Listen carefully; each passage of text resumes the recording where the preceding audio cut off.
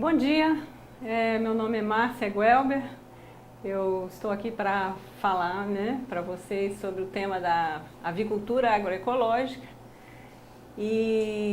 Mas antes de iniciar, eu gostaria de saudar todas as pessoas que estão participando, pensando que cada um que está aí no seu ambiente de trabalho, na sua sala, assistindo essa palestra, não está sozinho, né? Porque a gente imagina que tem milhares de pessoas nesse momento, então, ainda que nós estamos online, é uma energia que eu acho que pode transformar muita coisa. Gostaria também de lembrar das outras companheiras, as mulheres que fazem agroecologia.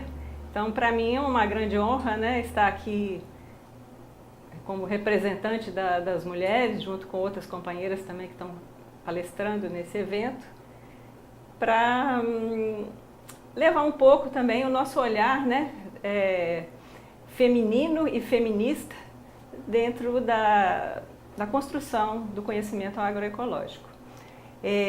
As pessoas podem estar curiosas, né, por esse título, Aviculturas, no plural. Então, o título da palestra é Aviculturas e Sustentabilidade, Caminhos para a Produção e o Consumo de Alimentos Saudáveis. Por que então, né, nós trabalharmos com aviculturas no plural?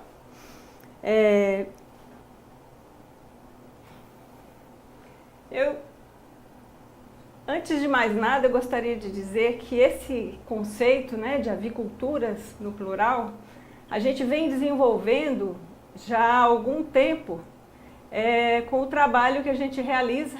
Eu trabalho no Espírito Santo, na cidade de Linhares, e já há alguns anos, né, quase 30 anos que a gente vem desenvolvendo esse trabalho, e a gente observa que a avicultura, ela não é homogênea, ela é, na verdade, uma grande pluralidade.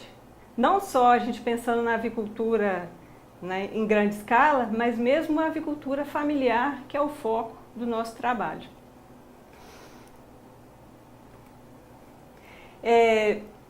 Nós, para construirmos um conceito de avicultura agroecológica, a gente tem que se remeter principalmente a dois modelos teóricos que são opostos. Um deles é o modelo da avicultura camponesa tradicional, que vem sendo desenvolvida já há milênios, e o modelo da avicultura industrial. Então, esses dois modelos teóricos é que vão fazer esse contraste e de onde vão emergir toda a heterogeneidade que a gente observa na avicultura familiar. Além desses modelos teóricos, a gente tem, então, a partir do final da década de 90, tipos institucionais de avicultura que são motivados principalmente pela necessidade do mercado de criar produtos diferenciados que tivessem maior apelo junto àqueles consumidores que valorizam a qualidade de produtos com um apelo assim, mais ecológico, né, de produtos saudáveis. Esses tipos institucionais, eles exigiriam então uma normativa que o Ministério da Agricultura então foi desenvolvendo essas normativas, e onde a gente tem a avicultura orgânica certificada e a avicultura do tipo caipira comercial. Então, esses dois tipos institucionais, eles vão estar mais ou menos vinculados a esses dois modelos teóricos, e é dentro dessa necessidade das pessoas, vamos dizer, no concreto, de desenvolver os seus sistemas de criação, é que vão surgindo, então, aquilo que nós denominamos estilos de avicultura. Uma pessoa pode fazer um sistema caipira comercial, em pequena escala, ao mesmo tempo que uma empresa de grande porte pode também criar o seu produto do tipo caipira comercial, com um manejo, com uma concepção, com estratégias totalmente diferentes. Então, daí a gente nominar, não de avicultura, mas de aviculturas. E dentro disso a gente situar qual seria o caminho para a sustentabilidade? Se existe uma necessidade de mudar para uma produção mais sustentável, quais seriam, né, as escolhas, as estratégias dos criadores para fazer o seu manejo, a sua comercialização, para seguir aquilo que a gente chama a transição agroecológica. Eu queria então falar um pouquinho desses dois modelos teóricos, porque eles, na verdade, eles são chave para nós que estamos produzindo conhecimento, seja nas universidades, nas empresas de pesquisa, né? No meu caso, eu trabalho no Instituto Capixaba de Pesquisa, Assistência Técnica e Extensão Rural, que já é uma instituição que trabalha há 60 anos, e assim a gente sabe que em diferentes lugares, em diferentes instituições, vão haver então caminhos que vão ser escolhidos, que o norte vai ser um desses modelos teóricos. Ou seja, pessoas desenvolvendo pesquisas, estudos em diferentes campos da avicultura industrial e outras desenvolvendo novos conhecimentos, produção de inovações com essa orientação teórica do sistema camponês de avicultura tradicional. Bom, essa avicultura caipira tradicional, normalmente na academia, e às vezes até os próprios agricultores são levados a pensar que é um sistema do atraso, né? Os economistas ecológicos sempre se referem a essa visão que os economistas normais têm da ignorância do campo, como se aquilo que o campo faz fosse resultado de uma ignorância. E isso então está relacionado a uma a um total desprezo que esses sistemas tradicionais tiveram ao longo da afirmação desse modelo de avicultura industrial, como se fossem improdutivos, transmissores de doenças, ou seja, relacionados mesmo ao atraso. E apesar disso, né, de tudo isso, é um sistema que se caracteriza pela resistência, né? Ele é amplamente distribuído no mundo inteiro, tem avicultura caipira, sistemas mais vinculados, né, à mobilização dos conhecimentos endógenos, dos recursos locais. E esse sistema, a gente pode dizer que ao mesmo tempo que ele é invisível para os meios, né, acadêmicos e políticos, na verdade essa invisibilidade ela é criada, ela é construída, porque eles são vivos, então eles não são invisíveis, eles são invisibilizados. E ainda hoje a gente pode encontrar sistemas de produção de aves bastante tradicionais, com um vínculo muito forte com essa memória biocultural, né? Que é a relação das famílias com aquele ambiente onde ela cria as suas aves, mas a gente percebe que esses sistemas podem estar já numa propriedade que está modernizada. Então, na verdade, a gente percebe que a avicultura caipira ela é quase um vínculo de campesinidade, ou seja, ainda que as propriedades, mesmo na agricultura familiar, estejam modernizando outros cultivos, outras formas de produção, a criação dos pequenos animais é como se fosse uma resistência mesmo, né? Que a gente chama um fator de permanência, de persistência, que vai contribuir então para a continuidade desses modos tradicionais de vida, né? Muitos agricultores, quando a gente conversa, eles dizem: se eu estiver na roça e não tiver uma galinha, se não produzir milho, O que eu estou fazendo na roça? Então isso está diretamente ligado à identidade camponesa. E eles são, na verdade, um resultado daquilo que nós chamamos de coevolução. É a relação do homem, da família, com o seu entorno, né? Com seus animais, com seus cultivos. Então é uma coevolução histórica, social e ecológica, onde as famílias camponesas vão, a partir dessa relação com os animais, modificando, adaptando seus sistemas de criação para poder fazer com que eles permaneçam, com que eles resistam, independente se há diversidade, se há um período de abundância, isso vai então se adaptando. Eles são, na verdade, esse modelo teórico, né, ele reconhece que há uma sabedoria ecológica e uma sabedoria econômica, né, que a gente fala que é fruto dessa racionalidade camponesa, que vai nortear. Então, eu sempre digo, não haverá criação caipira sem agricultura familiar. O dia que a agricultura familiar parar de fazer esses sistemas, eles se acabam, porque eles estão interligados, intimamente relacionados. E, na verdade, esse modelo teórico, ou seja, esses sistemas reais também, que baseiam, né, nesse modelo teórico, é que vão dar emergência a todas as formas de criação que buscam a sua base nas relações ecológicas e não na importação de tecnologias externas.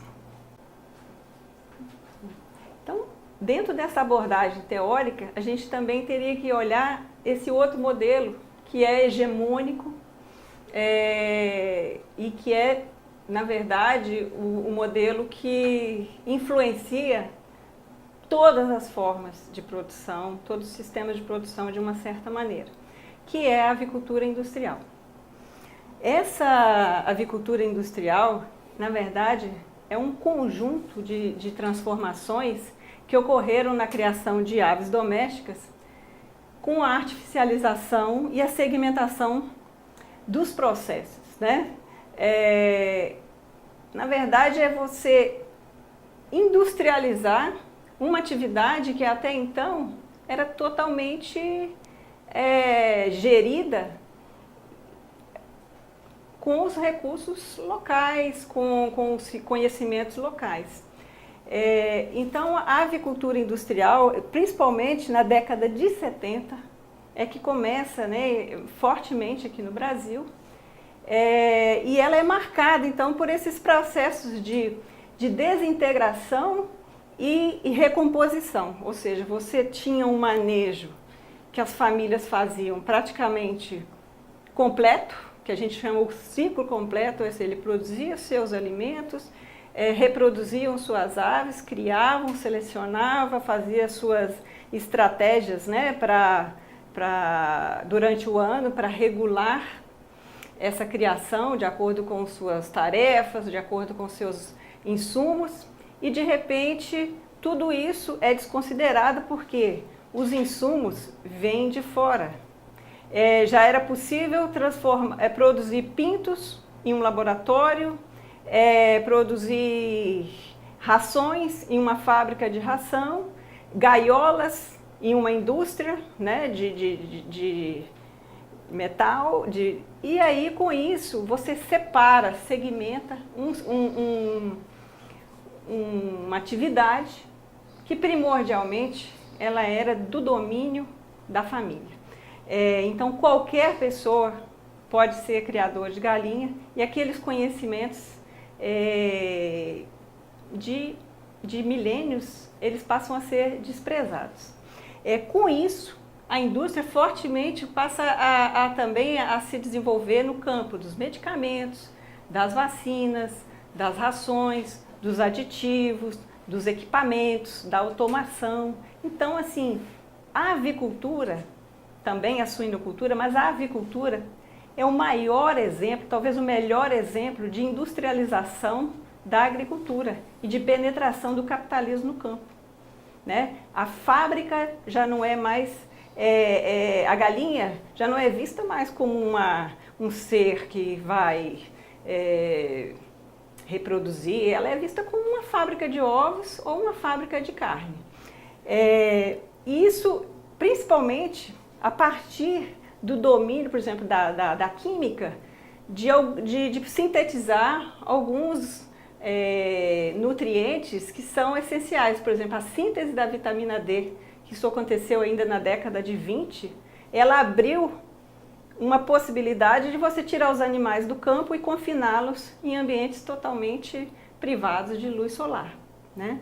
Então, essa avicultura, ela é altamente proclamada, ela se autoproclama como uma verdadeira dádiva, porque colocou alimentos em quantidade, né, para produção em massa, supostamente muito saudáveis e que possibilitava pela larga escala um preço acessível à maioria da população. Então, esse é a visão desse modelo teórico que pretende produzir em grande quantidade para que as pessoas possam ter acesso e até hoje as pessoas quando consomem, né, por exemplo, o ovo e o frango, não se questionam muito de onde vem isso, como são produzidos, né, o que está por trás deste sistema de produção. Só que quando a gente passa a observar, ou seja, os estudiosos que têm críticas a esse modelo, quando a gente faz uma análise a partir da economia ecológica, do enfoque agroecológico, de uma perspectiva de política feminista também, a gente observa que existem muitos problemas, muitas características desse modelo que não são nada interessantes, nem para quem cria e nem para quem consome. Bom, o frango então, que era aquele produto que a pessoa criava, não era um produto, era um animal que se tinha no quintal, que se abatia quando vinha uma visita, num domingo, numa festa, no batizado. Ele passa a deixar de ser isso para ser uma mercadoria global, uma commodity, que passa a ser regulamentada, então, de cima para baixo, ou seja, por mercados, são grandes monopólios, né?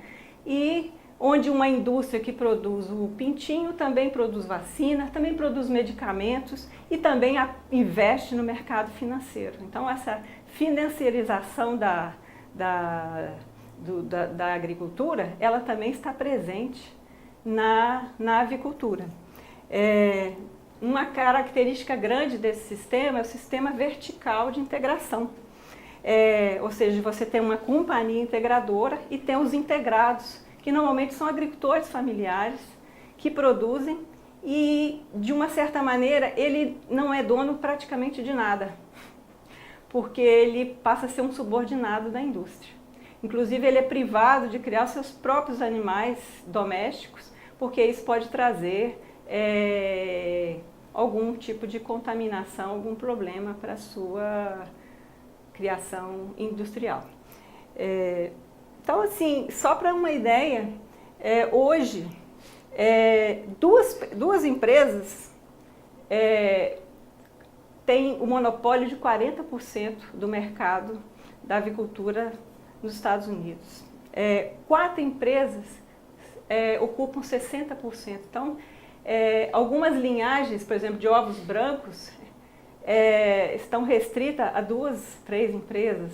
Então, assim, esse sistema ele vai ter um impacto muito forte nos meios de vida dessa população que cria, dessas famílias que criam, dos trabalhadores, na condição também socioeconômica, né? Porque como que você vai negociar sendo um pequeno criador, mesmo que você cria milhares de frangos, você é um pequeno criador que está subordinado a um sistema de avicultura que é mundial. Então, a sua condição de negociar é muito pequena. Eu estava vendo essa semana o problema da falta de milho. Nós estamos vivendo um problema sério aí de baixa produção de milho, o milho encareceu muito, e os produtores de uma companhia de Santa Catarina estavam falando que os animais estavam morrendo, porque o milho não estava chegando, ou seja, a integradora não estava entregando o alimento. Então, assim, se isso repercute no agricultor, na família, o quanto isso não repercute na qualidade de vida, no bem-estar desses animais. Então, a gente poderia aqui continuar fazendo muitas críticas a esse modelo, mas a verdade é só para a gente entender como ele está instalado e como ele é tão hegemônico, ele vai ter influência em todas as formas de criação, ou seja, um agricultor que cria sua galinha caipira lá, ele vai receber informações, ele vai também acabar trazendo tecnologias vindas desse modelo, né? Seja da iluminação, das rações compradas, dos medicamentos. Então, tudo isso a gente vem observando que afeta os modos de produção que eram mais tradicionais. Na qualidade, né, a gente pensando que o consumidor, o que o consumidor tem a ver com isso, né? Os consumidores já estão também, talvez não tão conscientes de como é esse modelo, mas como que suspeitando da qualidade daquilo que eles consomem, né? Então, por exemplo, uma das características desse sistema é a produção, através da engenharia de alimentos, de uma série de alimentos que já não são mais o frango inteiro, ou simplesmente as peças. Passa a ser os nuggets, os embutidos, coisas que, na verdade, muito pouco tem de carne de boa qualidade. E então, com uma série de artifícios, de colocar aditivos, de colocar uma série de coisas que vão dar uma aparência, um sabor, né, mais interessante para esse produto, a gente acaba também percebendo que isso contribui para que uma elite possa comer de um alimento privilegiado, que seria o peito, o filé de peito desossado, e enquanto que aqueles menos favorecidos, isso a gente pode dizer tanto nos países desenvolvidos quanto nos países em desenvolvimento, as camadas mais desfavorecidas, com menor poder aquisitivo, acabam comendo aquilo que alguns autores chamam do resto do resto, né? Então, existe uma teoria aí chamada o frango global, que é isso. Enquanto eu posso estar comendo um filé aqui no Brasil, a parte daquele mesmo frango, o pé dele pode estar lá no Oriente Médio e a carcaça sendo vendida lá na África. Então, assim, é isso que a indústria avícola consegue com esse fenômeno de segmentar e recompor. Por exemplo, um empregado pode estar sendo maltratado, mal pago em algum país para fazer uma parte da criação e depois aquele produto já está sendo comercializado em outro local.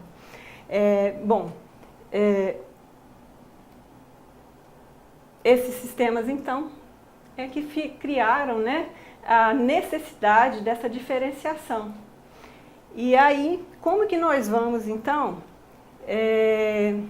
pensar, né? Então, a gente tem, se nós pudéssemos ver, né, pensar numa figura, a gente tem o modelo original, vocês podem ver aí na tela, nós temos o modelo original, que é marcadamente que influencia esses sistemas tradicionais de produção, que aqui no Brasil nós chamamos de caipira, e oposto à avicultura industrial. E a gente percebe que esses tipos institucionais, seja o tipo caipira especial e a produção orgânica certificada, eles vão tender,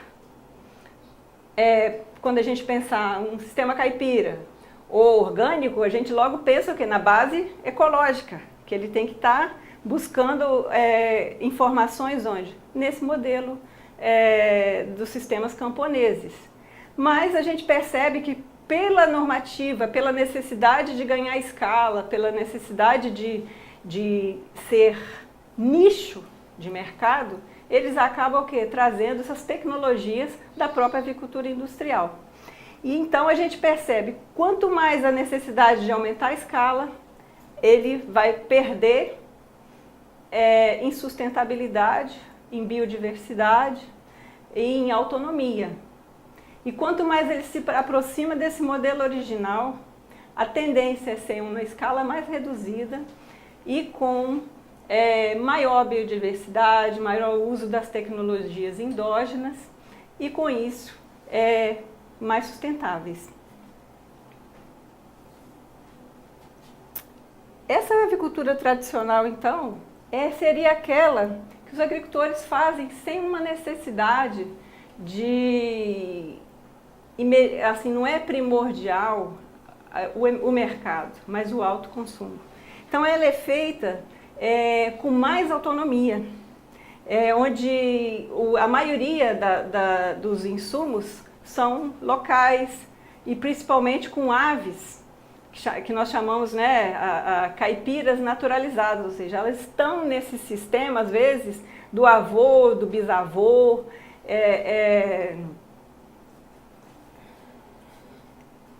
e aí, esses sistemas, a tendência deles, então, é também o que? A autorreprodução. A maioria das pessoas que criam galinha, elas têm um vínculo forte com o milho. Já os modelos de avicultura do tipo comercial, e aí a gente fala da avicultura do tipo caipira ou da avicultura orgânica, que também é chamada de agroecológica, que são certificadas, normatizadas, a gente já observa uma mudança, ainda que elas se espelham nesse modelo de avicultura do tipo caipira, avicultura camponesa, a tendência à especialização já é muito mais acentuada, ou seja, quem vai fazer um empreendimento comercial, ainda que seja em menor escala, não estamos falando aqui de empresas, por exemplo, que já criam aí 10 mil aves e em sistema orgânico, nós não estamos falando muito disso, falando mais dentro da avicultura familiar mesmo. Essa tendência, né, à especialização, ela vai se acentuar, porque a pessoa vai se definir como produtor de ovos ou produtor de frango. E com isso, a gente observa, por exemplo, na normativa para a produção do tipo caipira, ela não define muito aspectos mais de qualidade. Ela se restringe a algumas características do manejo que resguardam um pouco a produção do tipo caipira, mas algumas coisas ficam a desejar. E o que a gente observa então? É que quanto mais aumenta essa escala, a tendência a perder aquelas tecnologias que são endógenas e substituir por tecnologias modernas que são próprias da avicultura industrial. Por exemplo, a iluminação para a postura, não reduzir, né? Então, o uso de luz artificial dentro dos galinheiros, a padronização, aquela galinha caipira que o pessoal chama de pé duro, ela já passa a não fazer parte desse sistema, ela já é, então, introduzida às linhagens do tipo caipira ou colonial, que muitas vezes nem elas mesmas já dão conta da exigência que essas famílias têm por produtividade. Ou seja, ele está fazendo uma atividade comercial com uma demanda alta de insumos externos e passa, então, a ter uma exigência de aumentar cada vez mais a produtividade. Com isso, a gente observa um verdadeiro conflito.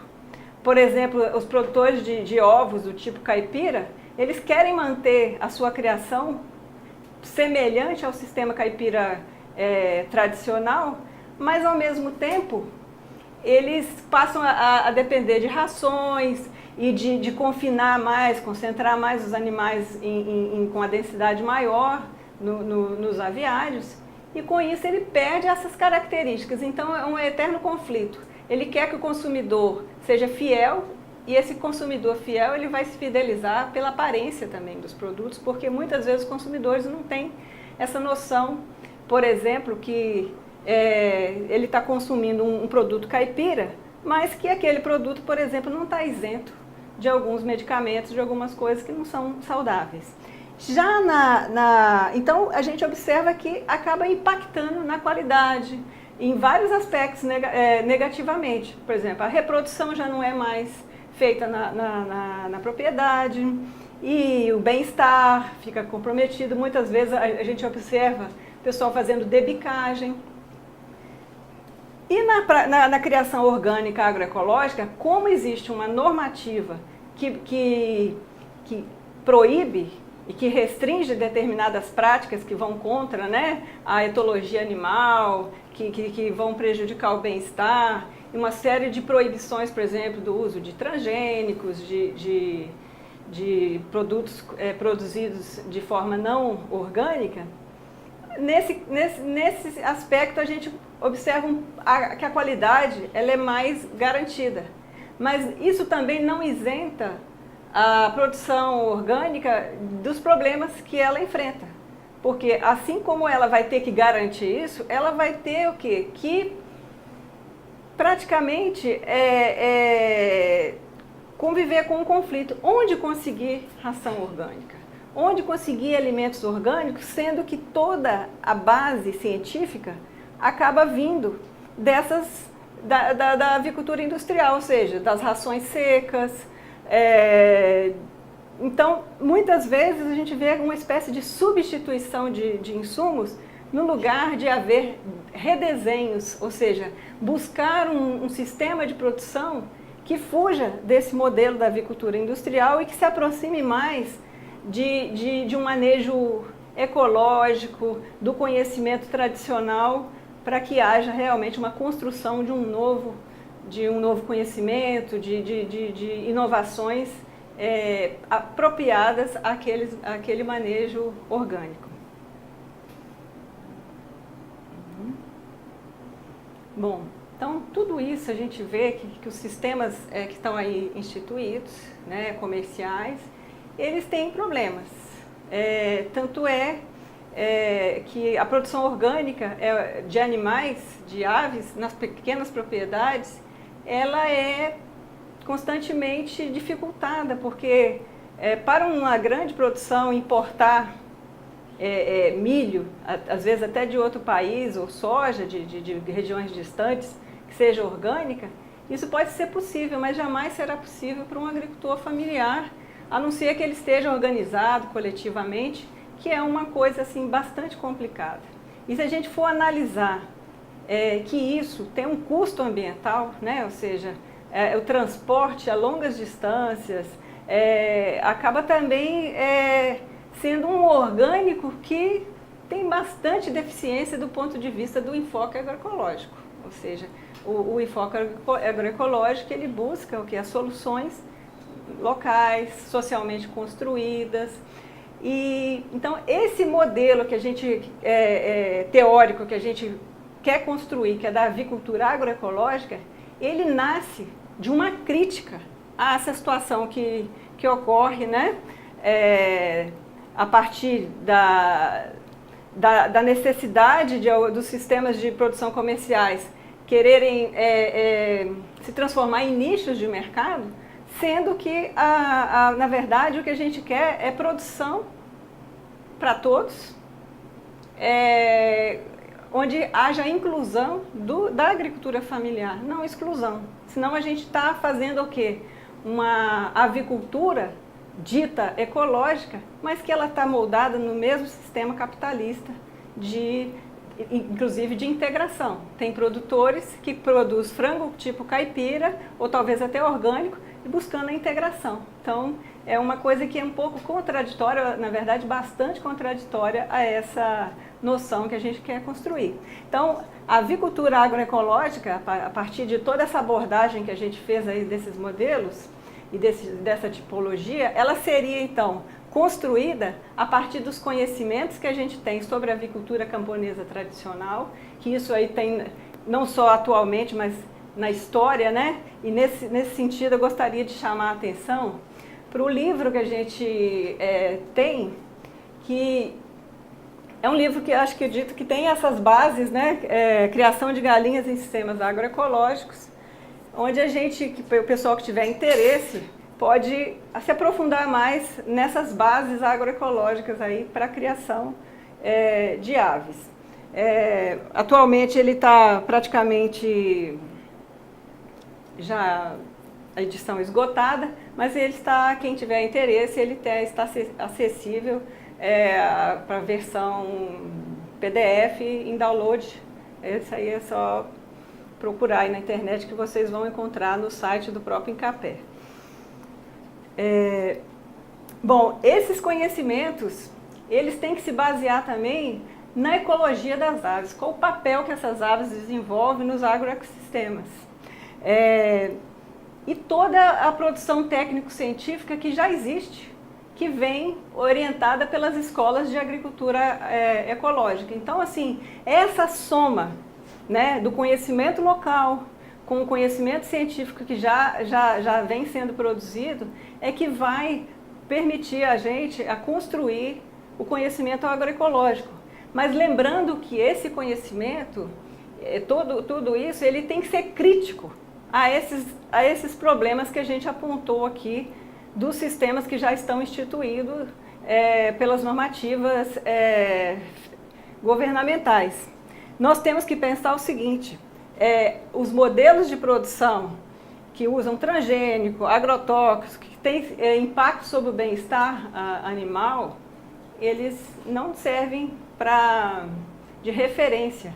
Mas, ao mesmo tempo, a gente tem que repensar o consumo. Nós não podemos pensar em avicultura agroecológica que vai manter um padrão de consumo de carne de frango, e principalmente, né, mas também talvez de ovos, nos mesmos moldes, porque o mundo teria que ser três vezes o planeta para a gente dar conta de que toda a humanidade consumisse carne nesse ritmo que os países desenvolvidos usam. Então, assim, o consumo consciente ele é tão importante quanto a produção limpa, né? Então, o consumidor ele precisa saber, quase que venerar, eu digo isso, o sagrado que estar consumindo uma carne, né, animal, seja ela qualquer espécie, mas nós estamos falando aqui de aves, para que isso não seja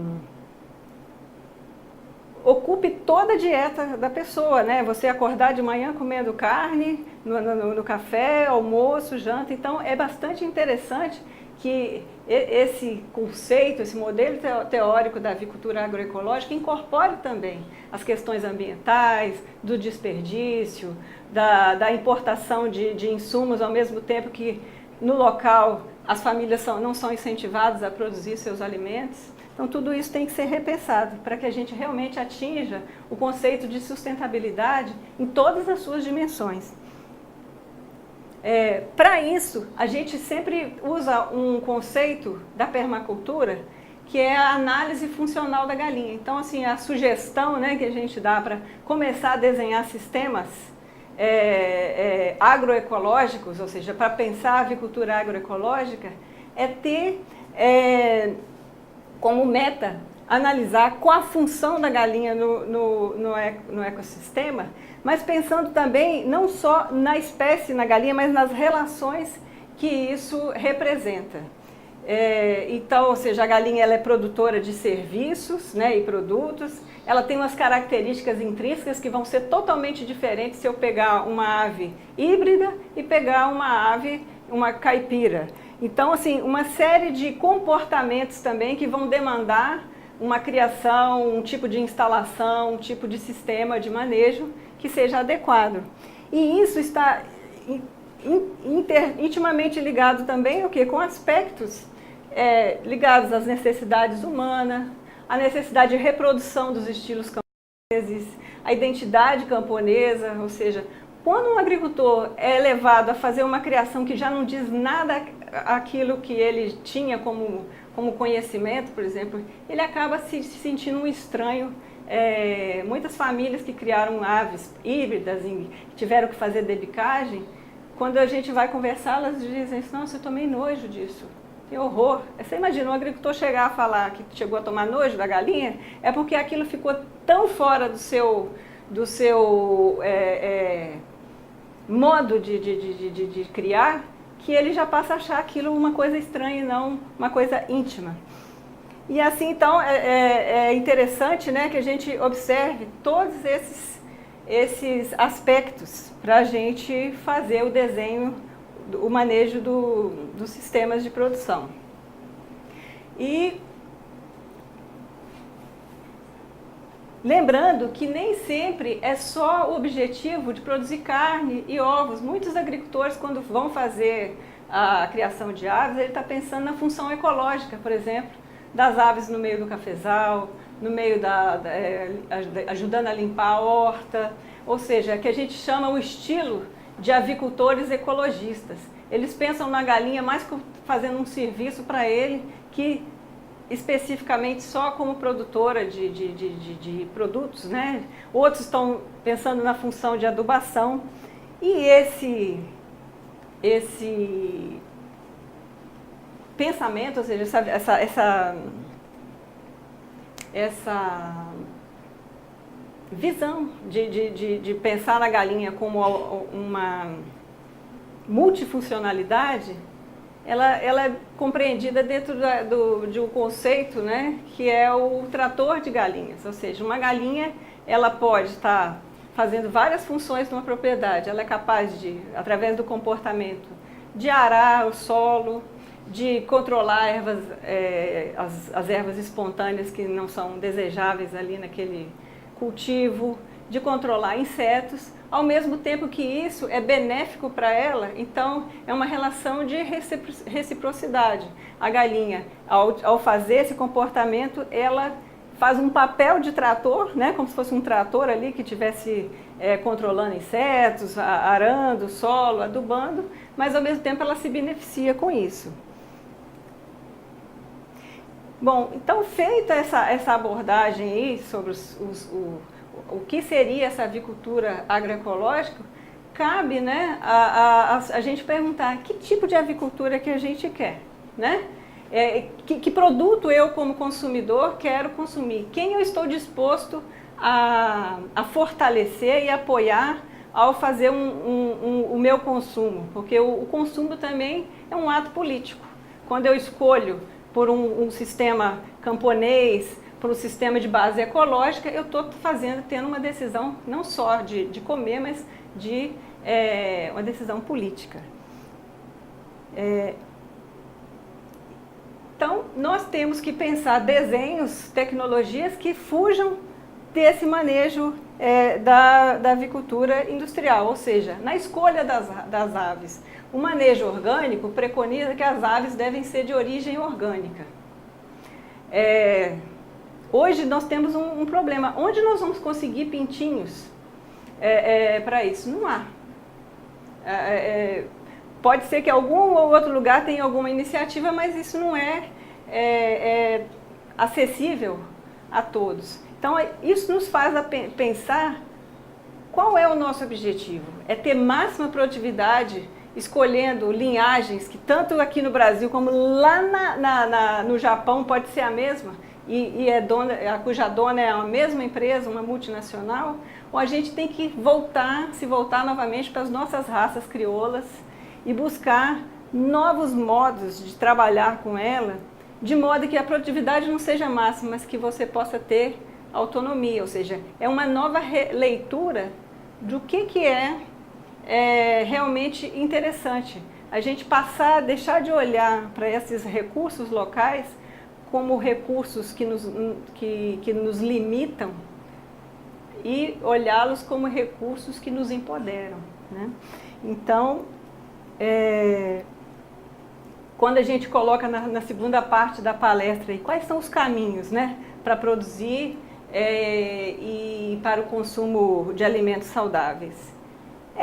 É trilhar cada aspecto da produção, da comercialização, do processamento, de uma forma diferenciada e que nos aproxime de sistemas mais sustentáveis. Bom, primeira coisa no sistema de criação é a gente garantir o bem-estar animal, né? E eu sempre falo o seguinte: se nós não entrevistarmos a galinha, a gente não vai saber o que ela precisa. Então é preciso que os agricultores se coloquem no lugar da galinha para saber realmente se aquilo que ele está preparando para esse animal é adequado ou se novamente a gente está tratando esse animal como uma fábrica, como um objeto, né? E dessa maneira a gente tem que observar o entorno, ou seja, o entorno tem que ser adequado, a arborização, a alimentação tem que ser orgânica, livre dos transgênicos, né? Hoje a gente, praticamente todo o milho e toda a soja que é produzido no Brasil são derivados de sementes transgênicas. Então, até a produção do tipo caipira comercial, que não teria essa normativa, essa exigência, ela está sendo feita com alimentos transgênicos, que são já estudados e tem uma série de problemas para a saúde, tanto dos animais quanto dos que consomem, né? E lembrando que também, junto com a semente transgênica, tá os herbicidas, né? Então, é um pacote que vem dobrado, ou seja, de problemas. Nós temos que pensar que isso não se faz do dia para a noite. Então, tem um processo de transição, né? Onde a gente vai buscar, então, melhorar a eficiência das nossas práticas, buscar substitutos para aqueles insumos convencionais, através de insumos alternativos, e pensar também não só em substituição, mas em redesenhar os sistemas que sejam integrados, que possam estar fazendo consórcios, utilizando sistemas agroflorestais, onde a gente pode estar se beneficiando através de vários produtos e fazendo com que esses elementos que compõem esse sistema se beneficiem mutuamente. Mas também o quê? Reinventar os mercados. Não dá para a gente pensar em avicultura agroecológica, em produção agroecológica e pensar no mesmo formato onde o agricultor vende para uma cadeia de supermercados e fica subordinado ali a ser imposição de um preço. Ou seja, a gente tem que buscar os mercados e os tipos de economia que também não envolve preço.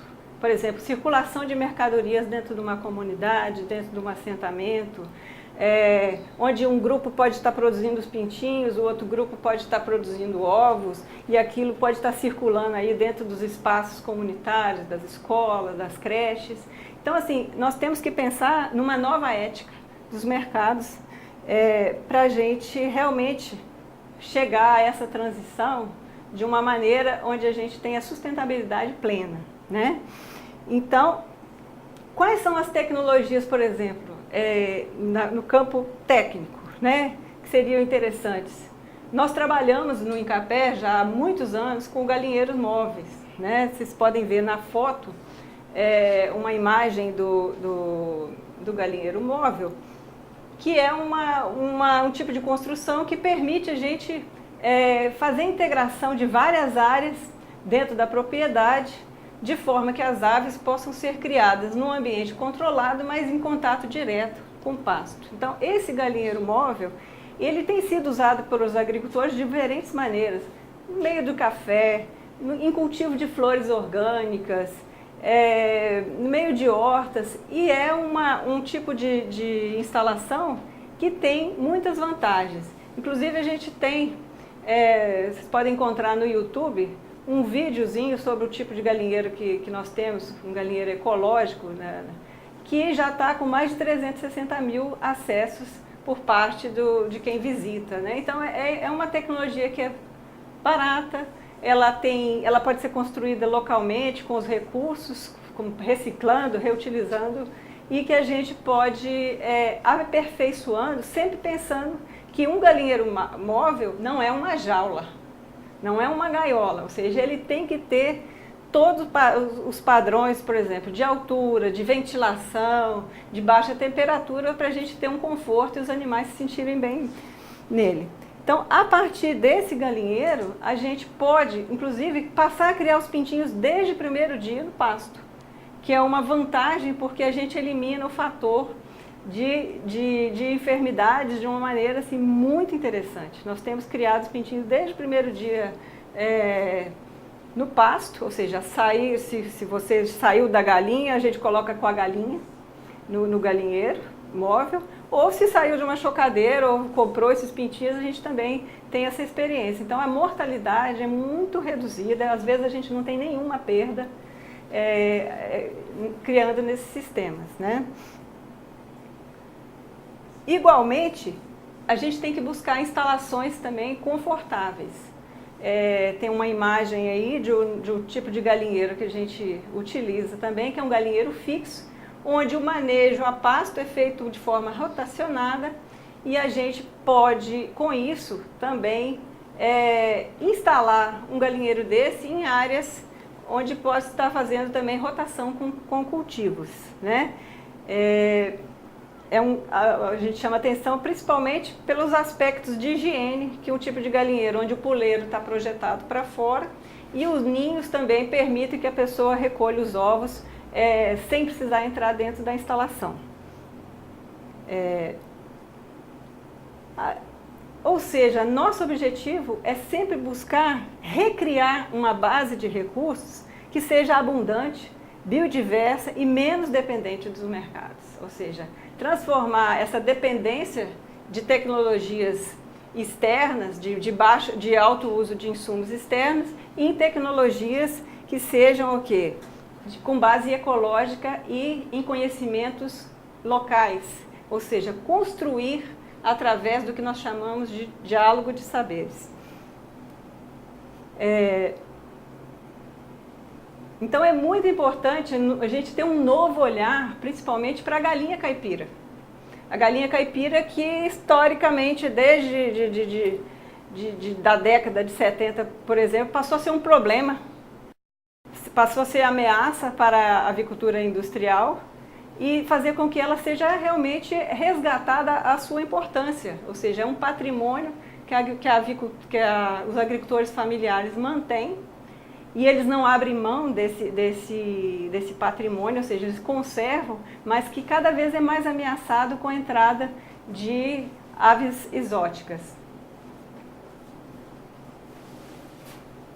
Então, outro fator de suma importância é a gente repensar os nossos padrões de dieta, que são baseados praticamente em 2 alimentos, que é milho e soja. Ou seja, nós temos que buscar não só uma dieta saudável, que seja abundante e variada, mas buscar também as formas de alimentação que não necessariamente são essas já padronizadas em alimentos secos, em alimentos só com base em cereais, ou seja, tem uma potencialidade enorme, por exemplo, em fermentados, né? Os agricultores sempre usaram, por exemplo, a mandioca fermentada, que é chamada puba, que eles colocam às vezes dentro de uma caixa d'água ou colocam num córrego mesmo.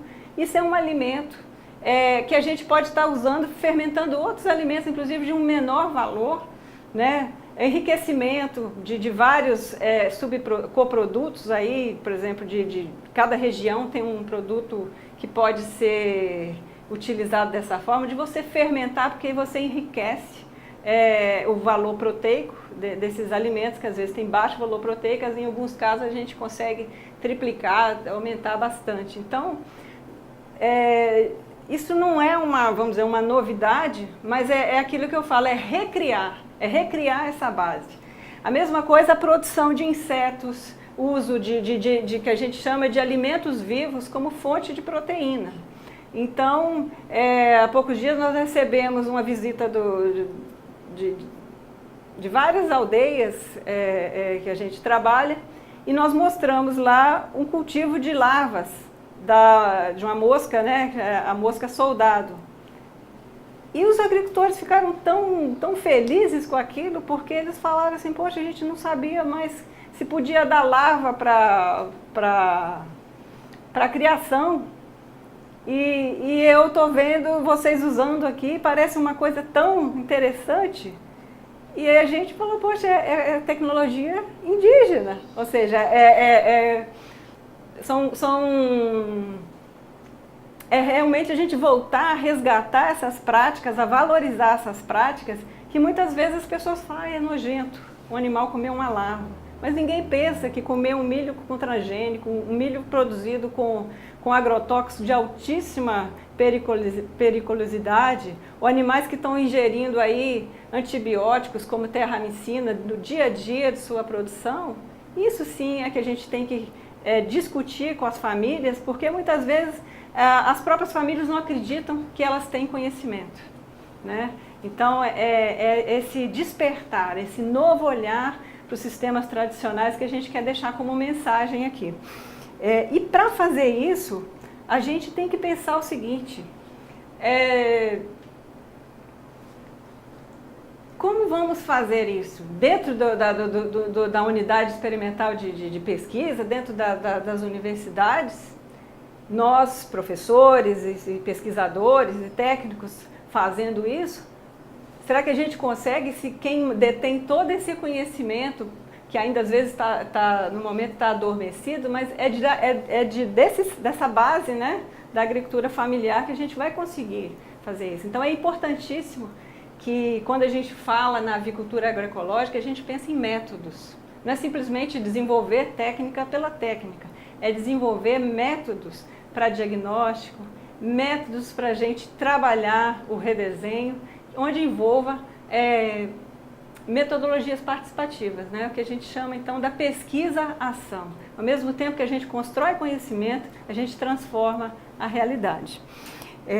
Da mesma forma, será que dá para a gente enfrentar as doenças, as enfermidades, sem ter que lançar a mão desses produtos, né, de antibióticos, de outros produtos que são nocivos tanto para o animal quanto para a nossa saúde quando a gente consome? É perfeitamente possível. A gente tem uma base na nossa flora medicinal incrível. Por exemplo, nós trabalhamos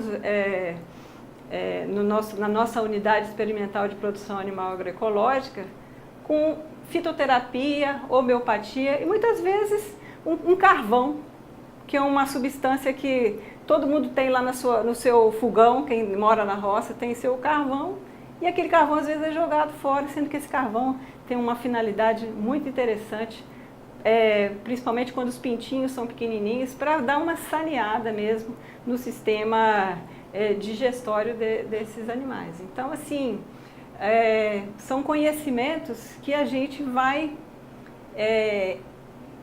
criando a partir desse diálogo, né?